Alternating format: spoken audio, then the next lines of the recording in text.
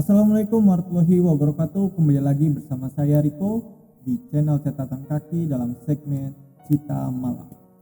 Pada malam ini kita kedatangan narasumber masih di daerah Cirebon yang ingin bercerita tentang kisah mistisnya. Oke, langsung saja kita sapa. Halo, Bro Hafid. Boleh kenalin dulu nggak Bro Hafid ke teman-teman Cita Malam ini, Bro? Perkenalkan, nama saya Hafid Ardianto dari Cirebon. Dari Cirebon. Ya. Mas Hafid kan udah jauh ngontek kita nih, udah WA kita. Mas Hafid nih ingin bercerita tentang apa, Mas Hafid? Boleh di... Jadi ini pengalaman pribadi di keluarga saya, nenek lah, dari masa hidupnya masih terbebani dalam yang kehidupan gak enak lah dalam kehidupannya. Untuk mengemban keluarga, pokoknya ya ada yang gak suka lah sama keluarga kita, masih keluarga sendiri gitu. Nah itu kenapa orang bisa yang gak suka tuh, Mas Hafid? Jadi gini Mas, dari 2005 itu saya masih kelas 4 atau 5 SD ya. Itu mbak saya itu, nenek saya itu udah mulai sakit-sakitannya itu nggak wajar lah, diperiksain ke puskesmas pertama, terus ke klinik-klinik sampai ke rumah sakit itu dibilangnya nggak ada medisnya. Jadi nggak sakit lah dalam medisnya, itu bersih, nggak ada penyakitnya. Tapi ya mbak saya ngerasainnya ya sakit, seluruh badannya semua sakit sampai nggak bisa aktivitas semuanya lah. Jadi awal mulanya anak-anaknya mbak saya, paman saya itu nyoba nanya ke orang pintar lah, masih tetangga sendiri. Ya, Mas Hafid kan si nenek ya, berarti Mas Hafid ya? Ya, gitu. Nenek Kan itu udah diperiksa secara medis, udah pergi ke dokter. Nah itu Mas Hafid pernah kemana lagi, Mas Hafid? Itu ke dokter-dokter spesialis yang bagian apa ya, kayak untuk penyakit dalam gitu, udah semua dijalanin sama nenek saya itu. Tapi tetap aja nggak ada hasilnya, medisnya tidak ada penyakit medis lah gitu. Dalam dunia kedokterannya bahasanya gitu. Terus paman saya itu nanya ke orang pintar, masih tetangga, nanya ke tetangga, katanya ini mah bukan penyakit medis gitu, jadi harus bukan medis, jadi harus melalui apa ya, spiritual gitulah. Jadi akhirnya paman saya itu ikhtiar gimana solusinya yang terbaik buat mbak saya. Itu kan posisi saya masih kelas 4 SD, jadi belum boleh tahu nih saya nih. Takutnya kan kalau yang masalah santet begitu kan tidak ada bukti ya, nggak boleh langsung menjurus ke orangnya. Jadi jadi keluarga saya aja yang paman, orang tua yang boleh tahu awalnya. Akhirnya ketahuan tuh yang nggak suka sama nenek saya, masih saudara, masih ikatan saudara, masih dibilang itu ponakan mbak sayanya. Masih ada satu keluarga berarti Mas Hafid ya? Masih. Jadi persaingan bisnis lah. Mbak saya cuma pedagang sayuran, kok bisa bikin kontrakan sampai 11 atau 12 pintu gitu. Sedangkan dia pekerja tetap, kok saya nggak bisa, kayaknya mikirnya begitu. Jadi ada pikiran sirik ya Mas Hafid ya? Kemungkinan itu. Terus jadi udah awalnya ya ke orang pintar itu ikhtiar semua dilakuin, kayak mbak saya di ruqyah, terus kayak dibekam, dicobain semua, masih tetap nggak bisa. Masih sering ngirim itu juga. Terus akhirnya mbak saya dikasih tahu ke daerah Indramayu yang katanya bisa untuk menyembuhin yang penyakit santet-santet begitu. Hal-hal yang goib ya? Iya betul, ke hal-hal goib begitu. Akhirnya berangkat satu keluarga, kebetulan saya ikut langsung berangkat ke daerah Indramayu, tapi saya nggak tahu Indramayunya daerah mana, saya nggak hafal. Itu saya ngelihat sendiri mbak saya jadi sama orang pintar di Indramayunya itu, kaki mbak saya itu dililitin kain putih, tapi nggak tahu itu kain putih entah itu kain kafan, pokoknya kain putih aja. Sudah dililitin semua, orang pintar itu kayak mulai itulah kayak prakteknya gitu. Iya.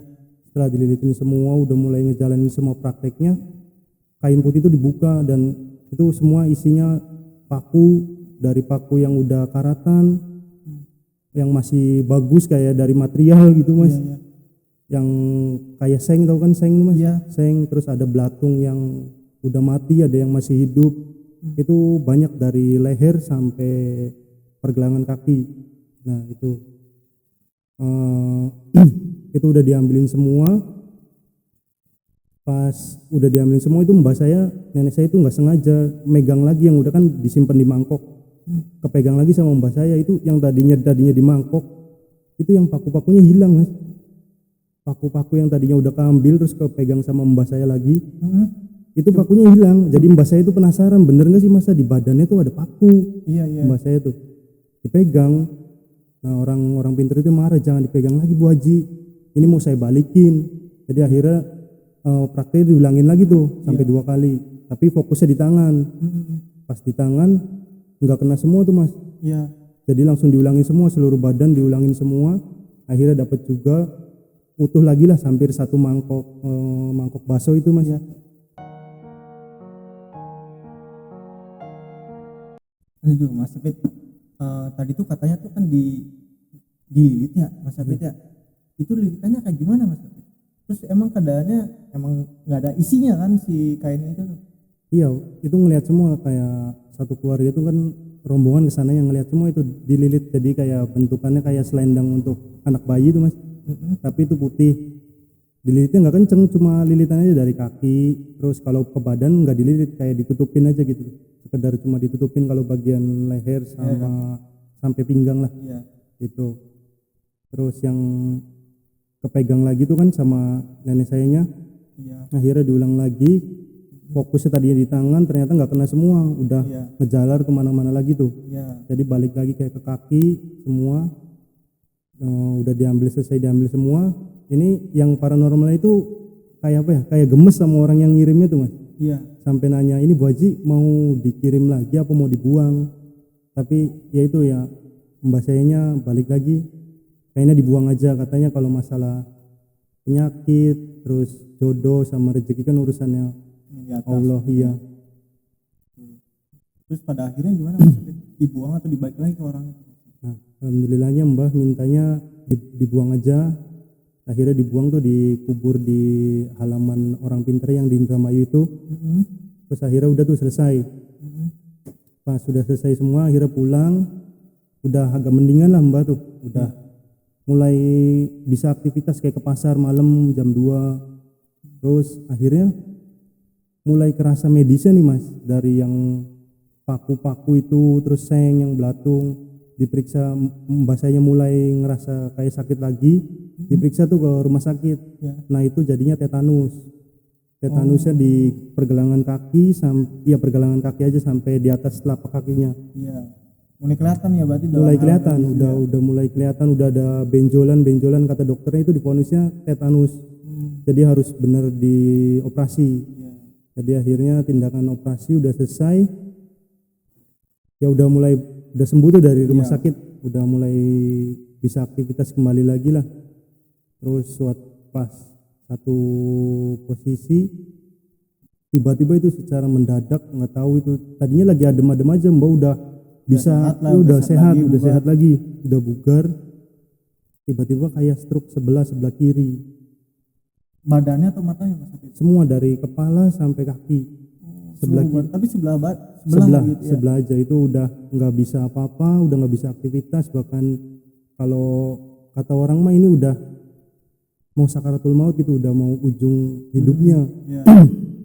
Tapi balik lagi pas paman saya nanya sama yang pinter lagi itu, katanya ini ada yang ngirim, bukan asli stroke atau penyakit medis lagi, ini mah ada yang ngirim lagi.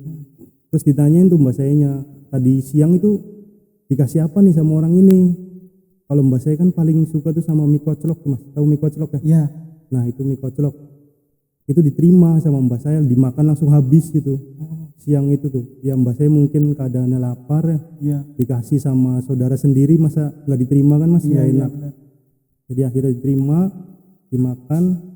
Ya mungkin itu medianya dari mikoslok itu, kayaknya itu juga ya mungkin kebetulan dikirim sama orang itu ya, sama si saudara. Iya. Malamnya langsung drop lagi. Terus saya sebagai cucu paling besar, terus nenek saya tuh udah berkontribusi buat hidup saya tuh udah banyak, dari nyekolahin semua biaya dari hampir dari mbah saya ya kan. Benar ya.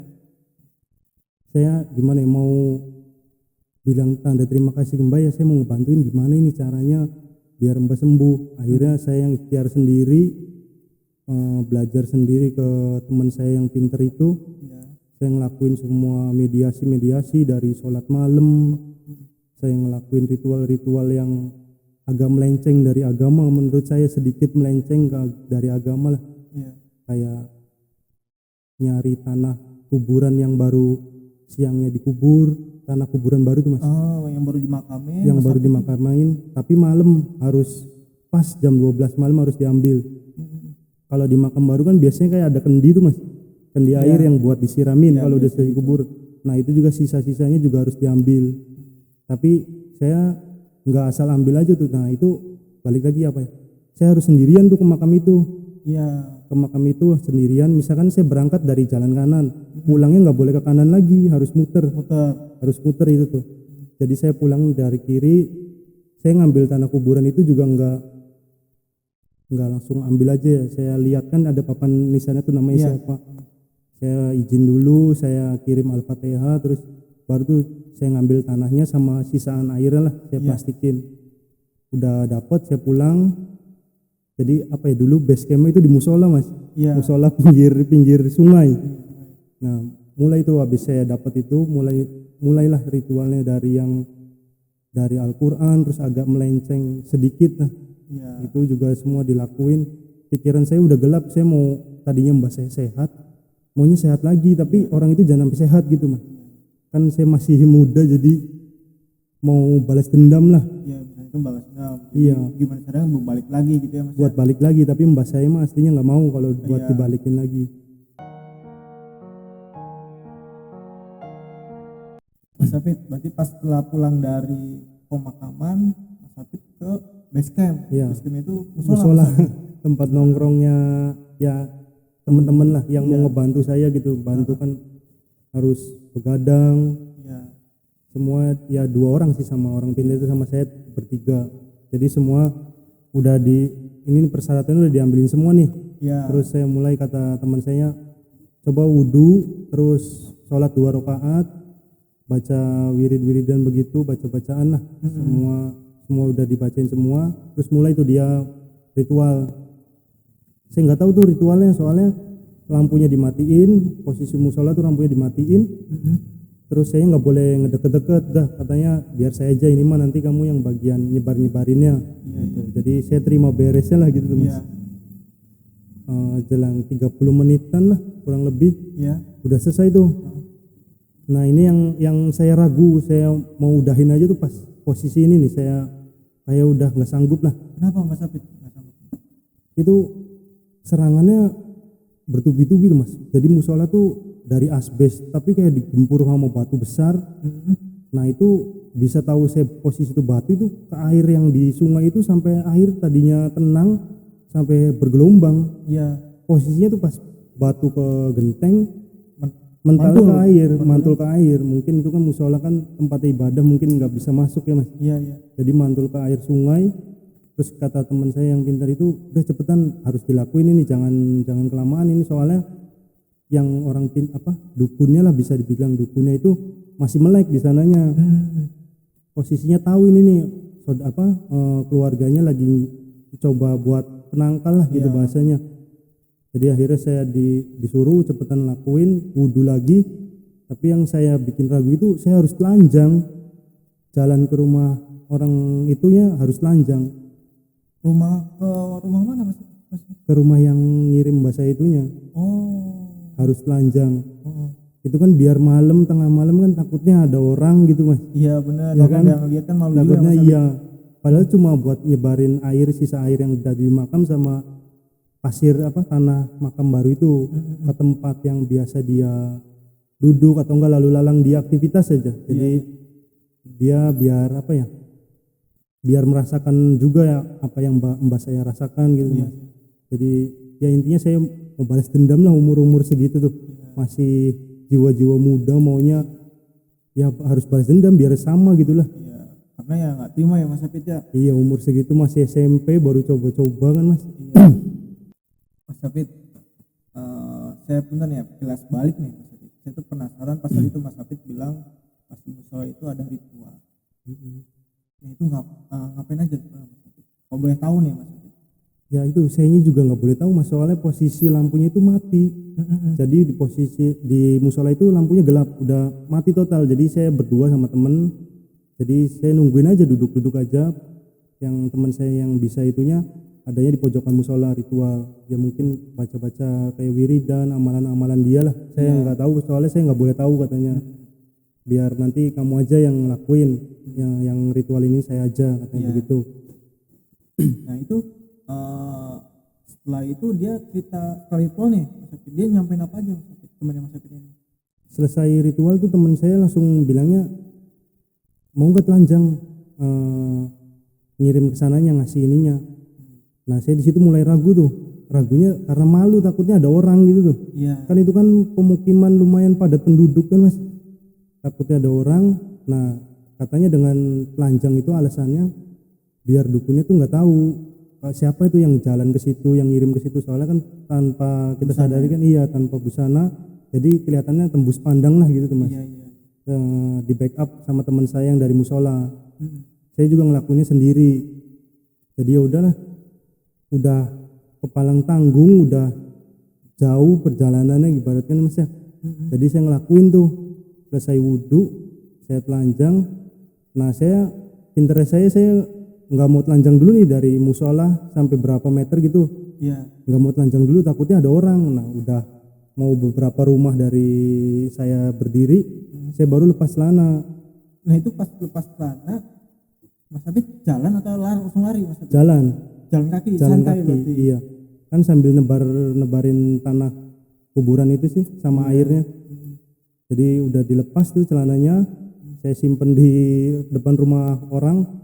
Saya mulai jalan tuh biar nggak keciri lah sama orangnya. Saya pura-pura jalan ke depan, terus saya balik lagi. Itu juga langsung habis tuh, biar cepet. Saya mikir udah langsung tak habisin aja lah, biar cepet selesai. Nah saya langsung lari tuh, pas udah selesai langsung lari pakai celana balik lagi ke musola. Udah selesai dilakuin semua, udah selesai lah semua ritualnya yang saya lakuin. Terus pas malam itu teman saya bilang ketahuan, Ngomongnya ketahuan. kata teman saya itu ketahuan, katanya dukunnya bakal ngirim balik yang lebih besar nih. Bisa tahunya ketahuan tuh gimana Mas Hafid? Itu sih saya yang ngelanggar, sayanya pakai celana dari musola ke depan beberapa rumah dari orang rumah itu baru dilepas. Itu kan ya itu mungkin mata batinnya orang dukun apa gimana lah, nggak paham saya juga. Katanya ketahuan, katanya mau dikirim lagi nih ke rumah. Jadi akhirnya itu buru-buru pulang nih. Saya buru-buru pulang, lihat mau disuruh ngecek kondisi mbak saya nih, lagi posisi masih tidur apa udah melek gitu kan. Biasanya 1:30 kan lagi sholat malam, siap-siap mau ke pasar gitu Mas. Jadi bubar itu tuh langsung, ya chaos aja, langsung bubar lah, langsung bubar. Terus kata teman saya nih, nanti bakar dupa di depan rumah, jangan pakai baju, pakai celana aja nggak apa-apa, lampunya dimatiin, nanti ada yang datang, kata teman saya yang pintar itu. Saya lakuin, tapi saya tahu mbak saya udah bangun karena kedengeran suara air mandinya tuh Mas. Iya. Kedengeran di kamar mandinya udah, oh mbak saya udah bangun nih, jadi saya santai di depannya. Saya lagi ngelamun, ya lagi SMP udah belajar ngerokok kan di depan rumah. Terus datang tuh, tapi datangnya emang bangsa begitu, mungkin yang jelek-jelek, baunya emang bau banget Mas, kayak bau bangkai atau gimana? Bau bangkai yang nggak tahu, nggak bisa digambarin, nggak bisa diceritain. Baunya itu bener-bener parah. Itu kan rumah saya dulu pakainya asbes.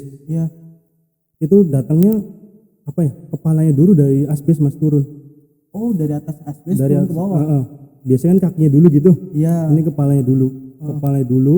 Terus saya kayak nge-freeze aja ke paku, tiba-tiba udah kakinya di bawah aja. Kakinya di bawah. Saya udah nggak bisa ngomong, udah bener-bener takut. apa ya, rupanya nggak bener, jelek itu, parah itu jeleknya. Hancur tak Mas David atau gimana Mas David? Ini taringnya yang dari kiri ke bawah kanan, yang dari kanan atas ke bawah Oh jadi kiri, kayak nyilang gitu kayak toh? nyilang. Terus tahu bohlam yang zaman dulu yang kuning tuh Mas? Iya. Itu matanya segede gitu tapi warnanya merah. Rambutnya panjangnya tapi gimbal gitu, kayak tinggi lah, jadi kelihatannya emang tinggi. Ditambah rambutnya yang ngembang begitu, jadi kelihatan nambah tinggi aja.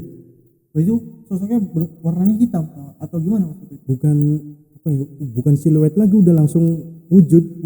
Saya bisa ngelihat sampai apa ya, kakinya mungkin sampai betis itu saya bisa ngelihat, sampai kukunya digerak-gerakin ke dadanya dia begini.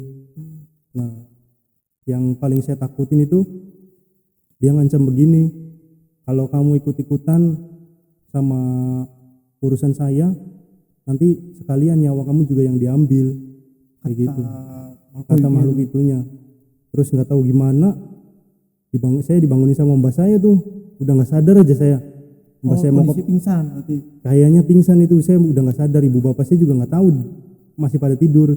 Mbak saya mau ke pasar, kaget ada cucunya di depan rumah kan, dibangunin sama mbak saya. Tidurnya di dalam. Nah, saya nggak cerita ke mbak saya tuh, tidurnya di dalam, jangan di luar. Udah masuk ke dalam, udah saya nggak mau cerita ke siapa-siapa, tapi saya ceritanya ke ibu saya ceritain semua.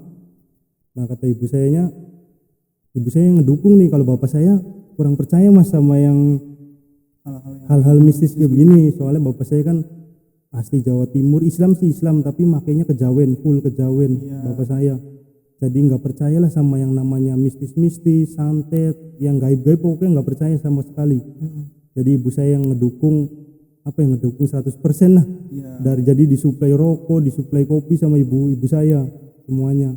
Buat ya kayak merancangin itu ya Mas David ya. Jadi buat ya penangkal rumah lah, sekalian melekin di rumah. Nah, terus udah jelang berapa hari dari kejadian itu, posisinya malam minggu lah itu tuh Mas. Saya liburan sekolah, teman saya yang partner nemenin saya itu tuh setia, itu tuh teman saya nemenin malam minggu, buat rencana malam minggu. Ini mah nggak ada ritual, kata teman saya yang pinter itu Mas, yang bisanya buat melekan aja buat nongkrong biasa. Pas lagi nongkrong belum malam itu, masih jam setengah 12 apa ya, jam 11-an lah, 11 malam gitu. Lampunya tuh di rumah jeplak tuh Mas, dari kilometernya jeplak. Tiba-tiba ngejeplak aja. Iya, tiba-tiba ngejeplak, nggak tahu ibu saya nyolokin apa, nggak kuat listriknya gitu tuh. Nah, mbak saya langsung teriak-teriak. Nah, saya bisa taunya ada makhluk yang selama ini kan mbak saya kan nggak bisa jalan tapi kakinya diseret sedikit tuh Mas. Iya, itu ada dikeset lah yang sebelah kanan. Nah, itu saya baru taunya di situ. Saya bisa ngelihatnya juga baru pertama kalinya pas lagi melekan itu. Niatnya nggak mau ada rencana apa-apa, jadi malah ada kejadian yang tidak terduga gitu Mas. Terus akhirnya mbak saya kan teriak-teriak nggak bisa napas. Jadi saya langsung nyalain tes HP ke situ, nyamperin mbak saya. Teman saya kaget tuh, saya ngelihat sendiri juga ada perempuan pendek Mas, tapi mukanya kayak orang udah umur 80 atau 90, tapi bentukannya pendek kayak kurcaci gitu Mas. Iya segitulah. Kalau misalkan dia berdiri paling selutut saya segini, pendek. Jadi posisinya lagi ngegendong di belakang mbak saya itu. Posisinya ada di pundak, tapi tangannya begini di mulut, antara mulut sama hidung mbak saya. Kayak kesana kayak nutupin. Nah, giliran ada cahaya, dia langsung merosot turun ke bawah, balik lagi kaki. Posisinya jadi kayak meluk. Mukanya emang nggak kelihatan, nggak tahu kemana, ketutupan rambut. Terus dia juga pas lagi posisi di atas ketutupan kepala mbak saya. Terus kalau di posisi kaki di betis ngumpetnya gitu, jadi kayak nggak mau nunjukin muka. Tapi kata teman saya, ini udah kayak orang tua ini mukanya, biar badannya ukuran kecil. Tapi kayak katanya umur 80 atau 90, ini udah tua, udah kisut lah ngomongnya gitu. Tapi saya nggak ngeliat mukanya, cuma ngeliat bentukan langsungnya aja gitu. Itu juga termasuknya kiriman atau gimana Mas David? Ya kiriman, biar mbak saya nggak bisa aktivitas, nggak bisa gerak. Apalagi kan kalau malam kan ke pasar, mbak saya terus jualan, jadi biar pokoknya benar-benar dimatiin biar nggak bisa jualan aja. Kan satu-satunya jalan uangnya kan dari jualan sayuran itu mbak saya. Berarti masih satu saudara itu tetap orangnya sama. Kalau kata paman, kata ibu saya yang ngelihat langsung pas lagi ritual sama orang pinter lagi tuh, ya emang orang itu yang Berarti emang satu orang bukannya yang sama bukannya ya? iya bukannya sujon, tapi ya dari sekian banyak orang yang bisa, yang pinter gitu, ngejurusnya ke situ. Ya. Hampir semua lah, kan udah banyak itu. Terus udah udah tahu tuh, tapi teman saya udah nyoba untuk ngusir lah, tapi nggak bisa, katanya udah masuk ke tulang ekor mbah saya. Jadi nggak bisa dilepas atau gimana? Jadi kayak udah Nyatu. nyatu sama mbah saya gitu. Jadi udah ditugasin, udah katanya nggak boleh pergi dari situ sebelum sampai meninggal gitu tuh mas. Kalau udah selesai mungkin tugasnya mungkin bisa pergi. Teman saya udah usaha tapi tetap nggak bisa, nggak ada hasilnya. Terus teman saya itu punya kenalan lagi lah, bisa dibilang teman seperguruannya mungkin lah. Itu minta bantuan lah, ini nih katanya udah nggak kuat, pertama udah ngantuk, melek terus kan mas, melek malam terus. Akhirnya minta bantuan ke temennya, balik lagi ke musola. Itu juga saksinya banyak, ada paman saya, bapak saya juga ikut di situ. Saking nggak tahu gimana, penasaran atau gimana, itu bapak saya ikut ke musola itu. Banyak itu juga, ada warga sekitar juga. Jadi teman saya yang pinter itu sering ikut syuting di tempat-tempat begitu tuh mas. Iya. Kayak gitu lah, nyari, dia juga sering explore lah, jadi banyak yang tahu. Akhirnya mulai ritual lagi lah di musola itu. Banyak juga yang ikut nonton, tapi nggak ada anak kecil lah, bawa bapak aja. Ada abah sayanya juga, abah. Jadi dari semua yang ada di badan mbah saya itu ada satu yang belum keambil. Apa itu mas? Ada paku di leher sebelah kanan, paku yang sekilan lah. Iya, adanya di sebelah kanan itu di mbah saya. Katanya misalkan itu lepas, mbah saya udah nih sembuh katanya. Yang perempuan yang nempel itu juga bisa pergilah, udah nggak ada gangguan lagi. Terus akhirnya mulai ritual, saya ngeliat sendiri tuh ada kayak bebek angsa tuh mas. Ya. Angsanya satu badannya, tapi kepalanya dua. Jadi di antara kepala yang bercabang gitu ada kalung emasnya, saya ngelihat. Itu berarti angsa ini makhluk gaib atau gimana mas?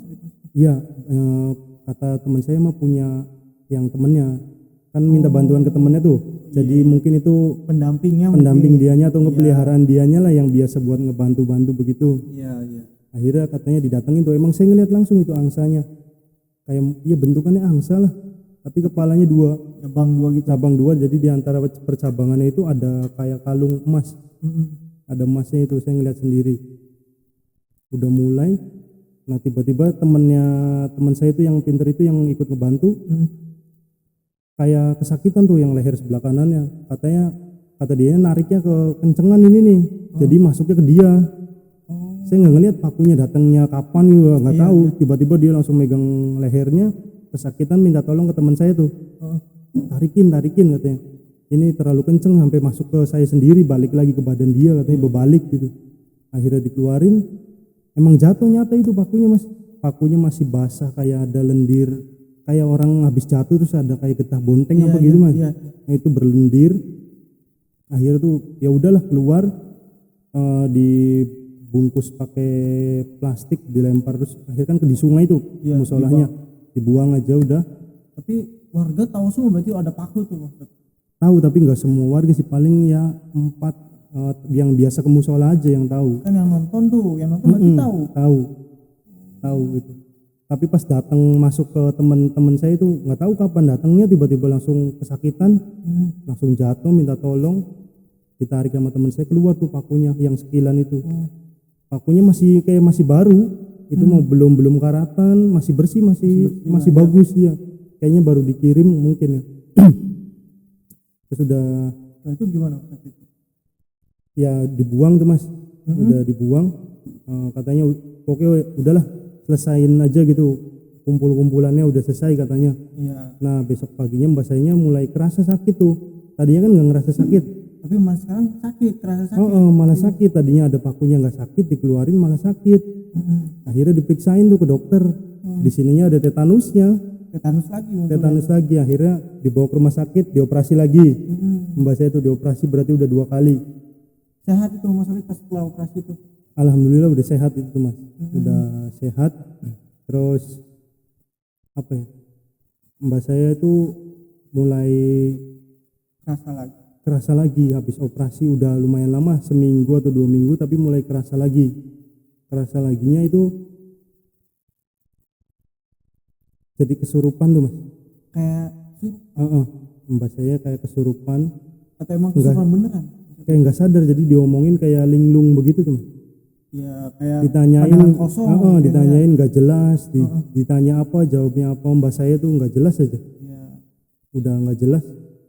Terus dipanggilin lagi teman saya, katanya Mbak saya apa ya, kayak sukmanya atau gimana itu katanya ke bawah, ketarik lagi. Jadi orang itu yang mungkin masih penasaran, ini kok nggak ada capek-capeknya gitu tuh Mas. Diobatin lagi saya kirim, diobatin lagi saya kirim, diobatin lagi gitu kan. Jadi mulailah dari situ rumah dipagar sama teman saya, sama teman saya minta bantuan ke temennya itu. Dibuat benteng goib. Dibuat benteng goib. Dibuat benteng goib lah semua, dari sudut-sudut rumah, dari pokoknya yang jarang dilalui. Kan ada di belakang rumah kan ada gang kosong lah. Iya. Ada gang kosong. Nah itu juga semua disapuin, diberesin. Semuanya pokoknya dibersihin aja dari sudut-sudut rumah lah. Udah selesai semua begitu. Nggak tahu gimana lah, saya udah selesai aja, kayak ngerasa capek lah. Saya udah capek nih. Udah capek. Nah, ini mikir udah beres. Udah beres lah. Mbak saya juga udah nggak itu lagi. Nggak, ya tinggal medisnya mungkin ya masih ada. Terus berhentinya itu pas mertua bisa dibilang itu ponakan mbak sayanya meninggal. Jadi mbak saya itu kan yang nggak suka kan itu ponakannya tuh. Ya, yang ponakan mbak saya lagi yang satunya tuh meninggal. Kan serumah dia tuh. Iya. Itu meninggal. Nah dari situ ponakan mbak saya yang satunya meninggal. Mungkin dia juga udah kehabisan uang mungkin ya. Udah capek juga kok ini orang nggak meninggal mungkin. Iya, gitu kan. Kalah ya mungkin. Daripada saya bayar dukun masih mending buat bikin rumah kayaknya gitu pikirannya. Akhirnya saya meninggal udah selesailah pokoknya, semua nggak ada gangguan lagi. Semua normal, nggak ada kejadian apa-apa. Pas tadi 2021 habis Idul Adha, seminggu habis Idul Adha, mbak saya meninggal yang itu ada rekam medisnya. Jadi tinggal sisa-sisa mungkin kayak bekas tetanus itu kambuh lagi Mas. Dari kakinya bengkak, terus ininya lehernya juga bengkak kayak gondokan gitu Mas. Bengkak semua. Terus apa lagi, meninggalnya juga alhamdulillah nggak aneh-aneh, terus nggak nyusahin anak cucunya, langsung semua kayak mbak saya kayak udah ikhlas aja lah. Mungkin udah jalan takdirnya meninggal waktu itu juga gitu. Itu aja sih yang bisa diceritain Mas. Oke, terima kasih buat teman-teman cerita malam yang sudah menonton, menyimak dari awal cerita sampai akhir di video ini. Jangan lupa untuk like, komen, dan subscribe-nya. Wassalamualaikum warahmatullahi wabarakatuh.